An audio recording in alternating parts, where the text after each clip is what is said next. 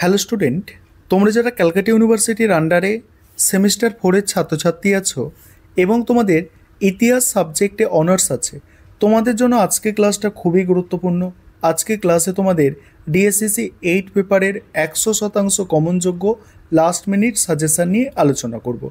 তোমাদের পেপারটার নাম তোমরা দেখতে পাচ্ছ, আর তোমরা জানো তোমাদের অ্যাডমিট কার্ড আগস্ট মাসের 5 তারিখে তোমরা পেয়ে যাচ্ছ এবং তোমাদের পরীক্ষা আগস্ট মাসের 11-12 তারিখ করে শুরু হচ্ছে। তাই সময় যেহেতু বেশি নেই, তোমরা যত তাড়াতাড়ি পারো তোমাদের সিলেবাসটাকে কমপ্লিট করো। চলো আমি স্ক্রিন রেকর্ডের মাধ্যমে সম্পূর্ণ সাজেশানটা আলোচনা করছি, দেখে নাও।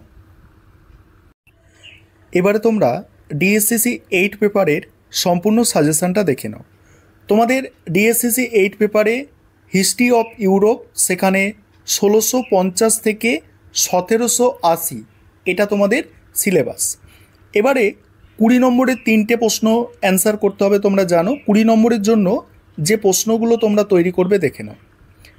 প্রথম প্রশ্ন, মুদ্রণ বিপ্লবের কারণ ও ফলাফল আলোচনা করো। এটা দেখছো যেগুলো স্টার দেওয়া আছে, এগুলো হচ্ছে তোমাদের জন্য মোস্ট ইম্পর্টেন্ট। তারপরে ইংল্যান্ডের সংসদীয় রাজতন্ত্র গড়ে ওঠার কারণ বা গৌরবময় বিপ্লবের কারণ। নেক্সট হচ্ছে মার্কেন্টাইলবাদের মূল বৈশিষ্ট্য আলোচনা করো। পরের প্রশ্ন, ইংল্যান্ডে প্রথম শিল্প বিপ্লবের কারণ আলোচনা করো। পরের প্রশ্ন আছে বৈজ্ঞানিক বিপ্লব ও ইউরোপে এর অবদান আলোচনা করো। তারপরের প্রশ্ন, ইউরোপীয় অর্থনীতিতে সপ্তদশ শতকের সংকট বলতে কী বোঝো। তারপরের প্রশ্ন, ইংল্যান্ডের গৃহযুদ্ধ সম্পর্কে আলোচনা করো। পরের প্রশ্ন, ইংল্যান্ডে এনক্লোজার ও নতুন কৃষি ব্যবস্থার সৃষ্টি আলোচনা করো।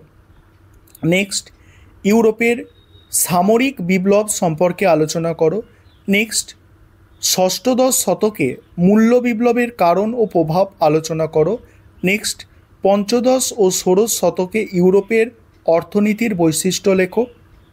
পরের প্রশ্ন, ইউরোপীয় অর্থনীতিতে মার্কেন্টাইলবাদের প্রভাব সংক্ষেপে আলোচনা করো।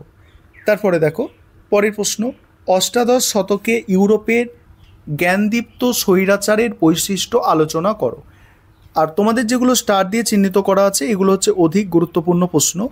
আরেকটা বিষয় তোমাদের এখানে বলবো যে তোমাদের জন্য কিন্তু স্টাডি মেটেরিয়াল তৈরি করা হয়েছে। তোমরা যদি কেউ স্টাডি মেটেরিয়াল পারচেস করতে ইচ্ছুক থাকো, তাহলে নিচে যে নম্বর দেখতে পাচ্ছ এই নম্বরে যোগাযোগ করে তোমরা স্টাডি মেটেরিয়ালটা পারচেস করে নিতে পারো। দেখো বাকি প্রশ্নগুলো তোমরা দেখে নাও। এখানে আছে দেখো, ফ্রান্স ও জার্মানিতে শিল্পায়নের প্রধান বৈশিষ্ট্য আলোচনা করো। তারপরে বিরুদ্ধ বা প্রতি সংস্কার আন্দোলন সম্পর্কে আলোচনা করো। ইংল্যান্ডের নব্য রাজতন্ত্র সম্পর্কে আলোচনা করো। স্পেনের পঞ্চম চার্লসের সাম্রাজ্য বিস্তারের ইতিহাস আলোচনা করো। এবং বাকি কয়েকটা প্রশ্ন এখানে আছে। এই টিউডর বিপ্লব এটাও ভালো একটা প্রশ্ন। নেক্সট দেখো 5 নম্বরের প্রশ্ন। 5 নম্বরের প্রশ্ন দেখো, সামরিক বিপ্লব বলতে কী বোঝো। কোপারনিকান বিপ্লব বলতে কী বোঝো। গ্যালিলিওকে কেন আধুনিক বিজ্ঞানের জনক বলা হয়। মার্কেন্টাইলবাদের বৈশিষ্ট্য আলোচনা করো। তারপরে আছে জ্ঞানদীপ্তির যুগ সম্পর্কে আলোচনা করো। তারপরে লেভারগণ কি প্রকৃতি গণতান্ত্রিক ছিলেন। বাকি প্রশ্নগুলো তোমরা দেখে নাও। আর তোমাদের ইতিহাসের প্রতিটা পেপারের স্টাডি মেটেরিয়াল তৈরি আছে। তোমরা যারা স্টাডি মেটেরিয়াল পারচেস করতে চাইছো অবশ্যই তোমরা যোগাযোগ করে নেবে।